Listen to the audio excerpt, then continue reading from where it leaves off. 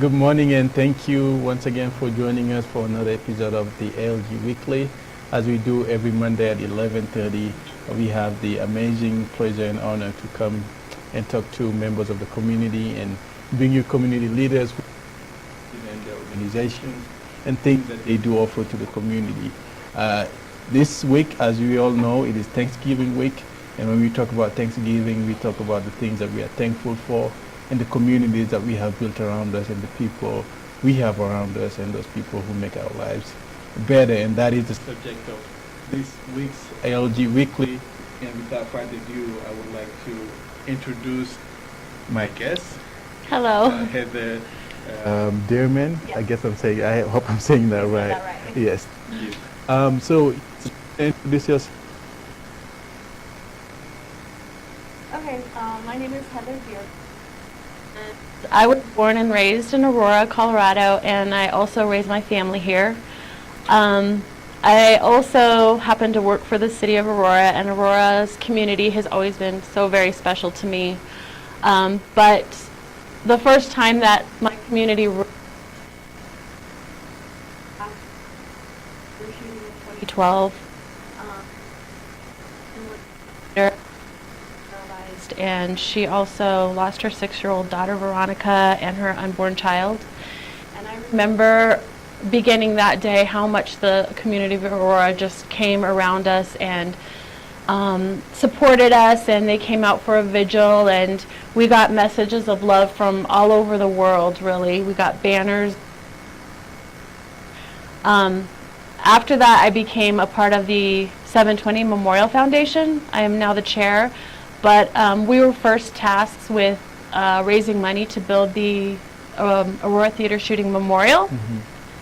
And thanks to all the donations from the community and everywhere, the memorial was built, and it's right in front of the City Center building. Yes. Mm-hmm. And so now that that's built, we just wanted to embrace community and pay it forward, all the love that was given to us. And so every time there's a tragedy like that we experienced, a mass shooting, we collect paper cranes with messages of love on them and adorn them on a wreath like this and send them to the other shooting communities. And we collect these wreaths at different booths at different Aurora events, but this year that hasn't been going on. So when the tragedy happened in Greenwood Village to the Joel family, Green Valley Ranch, yeah, to the Joel family, we decided we wanted to make a wreath for them so they wouldn't be forgotten and to show how strong our community of the whole of Colorado is, really. And so on Facebook, we asked people to send cranes in, and we got tons, an overflow of cranes. I mean, this isn't even all of them, but it just really proves that there's more love in the world than hate. Thank you. Thank you. And indeed, there is more love in this world than hate, and that is always a good thing. And I think it's always amazing when good comes out of tragedies, right? And when you think about the Aurora Theater shooting, and you think about the 720 Foundation coming out of that, and not only trying to heal people who are victims of that tragedy, but also trying to reach out to victims of other tragedies and do that. So I guess my first question is, how was the process of really being in the middle of grief, right? Trying to grieve and take care of yourself and those who are close to you, and how can you be in that situation and still be thinking about the better good, and still thinking about the greater community, and thinking about building something that would not only help you but ultimately help other people? That's a really good question, because I think when the grief overwhelms you and you're so broken up inside and your heart feels like it was busted wide open, if you really just acknowledge that you have that grief and you let yourself be open and hurt and crying, then it leaves room for others to come into your sadness and fill you with light. And so then that makes you feel stronger, like there's someone here who cares about me and who knows that deep down we're all just human, we all need love. and then it like fills your heart even more, and so it makes you want to give back because you're like, you know, you're in such grief, and people are like, I'm so sorry for your loss. I mean, a child was killed, and you know, they try to connect with you and tell you something. Oh, I knew somebody who was there, or I almost went to the theater, but I didn't go, and I feel so blessed to be still here. And so you just start realizing that there's a common thread of something that being back, trying to make a positive out of a negative is it's like it's the right path to be on, because then all of a sudden you share with somebody else and you give a little bit of kindness here, and it grows and it grows, and then you realize if we are together, we're stronger together, we can make it. That's great. And I think it's at working together and being strong together, which is, and it's truly something that's true, even though most of the time we just see it stronger together. And I think for most people who maybe have problems believing our strength when we come together, I think it starts with what we're bringing people together. And when people, you know, on the surface, we may think, or we may be led to believe that there are so many differences. We can talk about race, we can talk about culture, we can talk about religion, but how do we go beyond all of those, all of that seems to separate us, and ultimately see what brings us together, which is the humanity, and bring us together? How can we make people see that ultimately what connects us is greater, a lot more powerful than what divides us? Well, I think from my experience, especially when I first came here to you all with this wreath, it was like we obviously come from different backgrounds and different cultures, but when I came here and told you that we wanted to do something for your community and the grief that you were going through with the Joel family, it was like we realized that deep inside we all have feelings and we all hurt the same way, no matter what hurt it is. And just caring about one another, it lifted my spirits. I mean, in that day, I was like, I came here to lift you guys' spirits, and then I ended up leaving crying and felt like you guys lifted mine.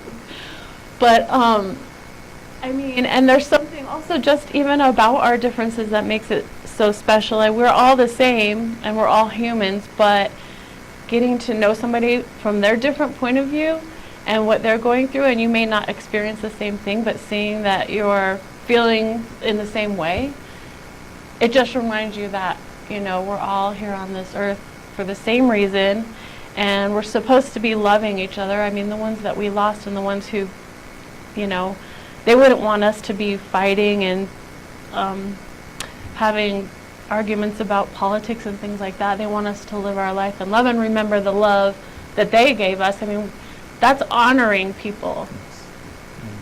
Indeed, I agree. And I think, you know, communities are not only important in the hard times and when we go through struggles and tragedies, but even, you know, even in the better times, it is always important to make sure that we build communities around us, and it's especially in those times when everything is good that we actually have the time and the means to reach out and build and build communities. As for 720 Foundation, how have you? What are the strategies that your foundation has used to reach out to other communities and build and build those bridges? And also for anybody who's out there and who's a leader of a community or of a group that is trying to reach out, I think it's important to say that we are always open to people who want to build bridges, because ultimately all we want to do is serve our community and make sure that we are presenting resources to our community. And, you know, whatever time it is, no matter how good of a day it is, somebody's having a hard time. Somebody is in need of a resource that somebody else has and possesses and probably, or maybe has not much use at that time that somebody else can use.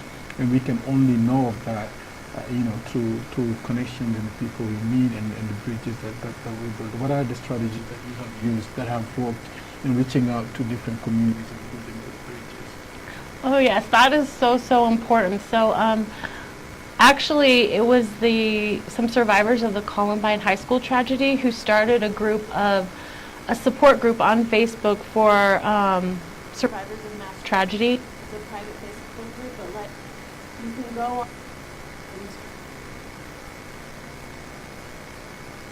And so,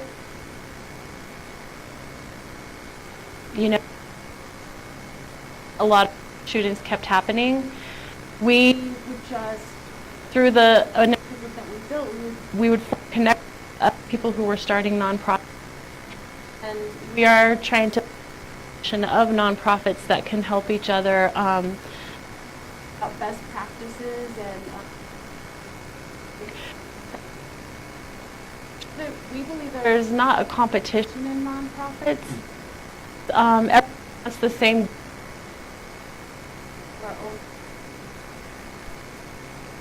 Reaching out to people that we've, our strategy is to grow even bigger. And one of the things that we've been thinking about is we used to have a Aurora Resilience Center down there off of Peoria, and that was born out of the mass shooting, but it ended up going away. And so we really want to have a resilience center in Aurora, whatever, where there's not only nonprofits with mass shootings, but different community groups like yours to come together and have a community center where we're all sharing our special and unique talents and have support for one another, and just more than just a community center, but something bigger where we're all learning from each other our best practices and showing that we all have special talents that we need to talk to one another and learn from one another. Yes. I mean, that's a big, huge dream that we have in our minds, and like I said, it's not that we want to be the ones that started at 720. We just know it has to be done, and we feel like if we got a whole bunch of different groups together, even starting here or something, start offering things little by little for the community, and pretty soon we'll all just grow a big, beautiful place for us to come together. Definitely. And I think it always has to start with the dream, and from there it goes little by little. And there's something that you said, we can all learn from each other, right? And those differences that we have putting us apart should really be things that we share. Those differences are something that we can always learn from each other. And it doesn't matter what your credentials are as far as professionalism goes. It doesn't matter how deep or how hard of an accent you do have. Right. It's just those things that once we go down to most basic things, and it's just at the deep root of it, we all connect. And I think this is something that you and I talked about the first time we had that phone call. At the deep root of it, we all humans. Mm-hmm. And once tragedies happen, we tend to go back to that.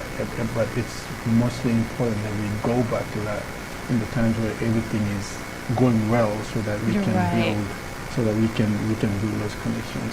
But 2020 has been quite a year with COVID and everything that's going on, and I think from what I've seen, I think we happen to live in a city where I think every single one of us is blessed to see the love that's coming out. And I mean, when COVID started, you see people coming together and starting to provide food to families, helping people who are going through those things. And then that just gives you the bigger vision of it doesn't have to be just 720 and the African Leadership Government Organization. It's building a community is really something that each one of us has a responsibility to play. It's almost a duty, and in some way it is the rent that we have to pay for living in this society. I should say, what have you seen in our community when this is going, Aurora or the greater area of Denver, that has in a sort of way comforted you as far as community work goes, and people opening up to each other and helping each other? Well, the City of Aurora does the Day of Giving, where they're handing out food, and I volunteered for that one time, and I mean, just the number of volunteers that were there and us talking, and it just was a positive atmosphere. It's like when you're doing something to give back, it lifts you up so much. But then not only that, the community, the people who were coming through in the cars to get the food were so grateful and so humble, and it just blew my mind. Another thing, when there were protests for Elijah McClain up at the city of Aurora. I mean, even though some people saw the tent side of it, I saw community coming together and supporting one another. Everyone from everywhere is like, I'll get behind you, I'll support you, we love you. And then when I saw the Joel family, the community that they were in, and there was people from all around their neighborhood coming together to support them, that was amazing to me. Yes, and that was I was at those Elijah McClain protests. I was at one of them, and it's sometimes you can even forget that it's a protest, because there's the sense of community is there, and even though it's a protest and people are asking for justice, and you still see that sense of community, and you still sense the life of the community. And I also was there in the horrible tragedy of the Joe that happened to the Joe family, and I can tell you that it's just been a blessing to have the outpouring love from the community. And it started just with the neighbors bringing in water, bringing in tents, bringing in chairs. The day it started, people just let us sit on their garages or from and it was just the outpouring love from all community. It's the little things that really give you hope in senses like this. But truth be said, although we do like to come together when tragedies happen, what we want is for those tragedies not to happen in the first place. That's true. Right? We don't want to see any of that. What we would love is for us to come together, not in terms of tragedies, but to come together and celebrate lives, to come together and just party and live life and love and be happy. But it's sad to see that there is little community coming together to prevent these things. Although it's lovely to see the outpouring of after, but it would also be just amazing and 20 times better to see us moving this community and prevent those tragedies. Yes, the hard part with that is what I've seen from my own experience working with 720 and mass shootings is it's usually the people who've experienced the grief and who've lost someone, and also feel the love of the community, who start something and trying to make a difference.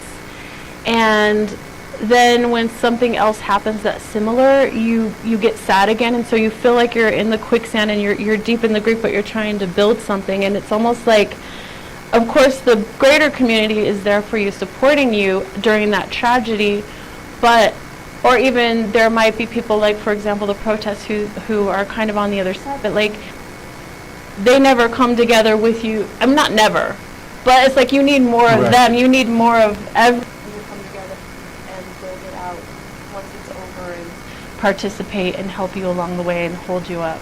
Yeah, so I guess then the challenge that most of us face is how do we keep that momentum? Yeah. Right. How do we keep the momentum of not just right there where it happened or the next following weeks, but how do we keep the momentum to make sure that ultimately we are not only honoring those who were lost in these tragedies, but that we are sure in the same process making sure that it doesn't happen again. Because it's sad, but it's also all about momentum, right?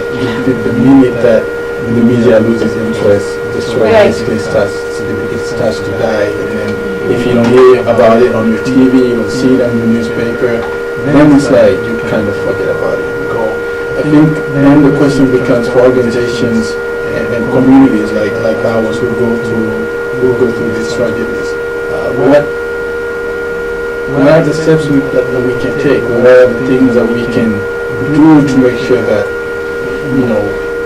beyond those first couple of weeks or those first couple of months, that the work we do actually has an impact, actually a greater impact that it has now, because we do see the impact of the work we do. How do we amplify that impact to go just beyond comforting, but to do that extra mile and to start preventing? That's a hard question for me personally, because the only thing that I've seen that works that everyone can agree on is spreading love and kindness. Like, no matter who you ask, they will help do that, right? But you also need, I do see how you also need those people who are willing to go and change policies and know about government and all that kind of a thing. But it's like, how do you bring that together? But I do know one thing for sure, that I know, it's like, even when you invited me here today, I felt so humble because I'm not one of those, people who knows all about laws and everything and like legislation and everything like that. But I do know that everyone has their own unique gift to offer to the world, and so there are people who want to. Their thing is offering love; they should do that. If their thing is fighting for policies, that they should do that. But what I was going to say is, one thing I know for sure, it's sharing your story. So it's for anyone to be vulnerable enough to tell their story and how they were affected by it. It always brings a face to the name, because a lot of times when tragedies happen, they just talk about the numbers of people or, statistics of this or policies about that.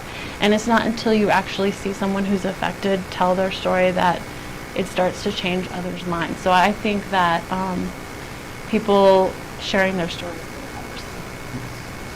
think I'll agree with that, because a lot of times we get lost in the numbers. When you hear that 5 people lost their lives, if you cannot put a face to it, and it's sad, but it's how we work as humans. If you cannot put a face to it, relate to something, you probably don't. But once you see that face and now you can put a face to it, put a name to it, see people who are personally affected by it, I think it brings that ounce more of power that really moves people. It's Thanksgiving week. Doesn't seem like it. It's Thanksgiving week. What are you thankful for this year? Although it's 2020, it's really hard to imagine something that happens. Although there is probably some, but I think the greatness of the pandemic and everything else may just hide that. But there's what has happened in 2020 that has made you hopeful and that you're thankful for? Well, it's the little things every day. I'm thankful that I wake up in the morning and that my children and my husband are happy and healthy, and that they still have hope. Like, I have children's age from middle school all the way out of the house, and just the different things that they've been having to deal with, like not having a college graduation and things like that. The fact that they still have hope for a bright future, that's what I'm thankful for. I'm thankful for anytime I get to connect with people like you, something small that we bring you a wreath, and then I was able to meet all of you and hear your stories is something that I'm grateful for. And that there are people out there who still want to make a difference, and aren't giving up. Because it's hard to have a lot of gratefulness and hope when you don't see anything changing in the bigger picture of the world. That's what always gives me a hard time, is I want to see change now, And then I'm always so grateful and surprised when just a little smile makes me grateful. Yes. Those are great things to be thankful for, and I think you talked about hope. It's the forecast of the economy, people who are facing, people who may lose their homes or get out of their houses and their apartments. what, for somebody who's out there who may be watching this and losing hope because of everything that's going on, what would you tell them to be hopeful for? How can we, in moments like this, keep hope? Because it's that one thing that once we lose it, we basically lose our senses of everything. How can we strive to really keep hope, if anything? I would just say to someone that you matter. And you make a difference whether you know it or not. You'll never know if someone's passing you by in the street and you give them a smile. I mean, you can't see the smiles with your mask on, but maybe with your, or even just acknowledge by looking them in the eyes. Like, you don't know how much of a difference you made in their day, and you gave them hope just by that small thing. By letting them realize that another human being acknowledged them, so that gives them hope. So then I hope that would give you hope in any little small thing you do. And I think I have hope that the world is waking up, that it does seem like it's a lot of conflict going on right now and challenges, but just like at the beginning when I said the tragedy broke my heart wide open and it allowed to let more light in, I think that's what's happening right now. It seems like chaos, but really break my heart. Yes, and I think she said it great. It seems like chaos, but things will open up, and we have to keep hope. If it's a powerful thing. As long as we are hopeful, great things can happen to us, and you can make a difference. No matter what anybody tells you, no matter how hard of things are going on, no matter how the day is, the life is, just know that there are better days to come, better times are ahead, and you will be able to make a difference. And for those who are actually watching us and want to make a difference and want to come and work with you or volunteer for your programs, tell us a little bit more about 720. Okay, so thank you. We're always collecting paper cranes. So if you visit our website, 7-20memorial.org, you can find where to send the paper cranes. It's very healing to fold the crane with a message inside and take the time and write a note on it and then send them to us. We are just collecting as many as we can to prove that there's more love in the world than hate. And tragedies do happen, and it'll give us enough to make reason and make someone else in a different community feel the love that we did. And so that's just the one thing that we're doing right now. Usually we're at all of the City of Aurora events with these paper cranes, but if you want to help in that way and just like share your heart, that's the most helpful for us. We're always having to collect money for the maintenance on the memorial. The memorial is based off of paper cranes, that's why we do paper cranes. But yeah. But I mean, really, the most important message that we always want to give out is just to be kind, and a little act of kindness goes a long way. Yes, thank you. It really does go a long way. As I've said this probably many times by now, but it's Thanksgiving week. Find something that you are thankful for, and even if it's doing a paper crane and sending it, find an organization that's in your neighborhood that has made impact to volunteer for. It's just it's the little things. Check on your neighbors, acknowledge the people you work by every day. It's been great having you here today. Thank you for lifting my spirit once again. You seem to have a gift on that. Yeah, we've to the end of the show. Okay. We'll last word to the people who are watching us and my last word to everyone would be that love wins always, and thank you for being a part of my community. I feel blessed, and I thank you so much. Thank you, and thank you again, everyone.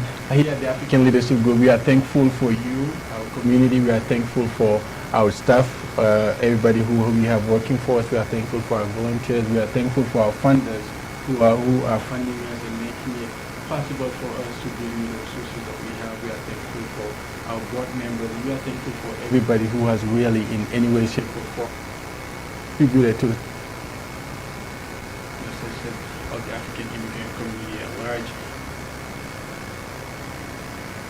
To building bridges, any organization is really out.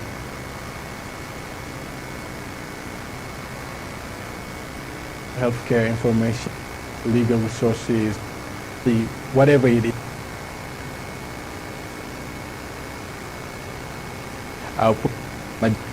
Who is the producer today, and Mr. Kido from Kido FM, who are really on the background and helping us, making us look great first of all, but also making sure that we get our message across to you guys. So thank you, take care, have a great holiday, and we'll see you next week, next Monday for another episode of ALG.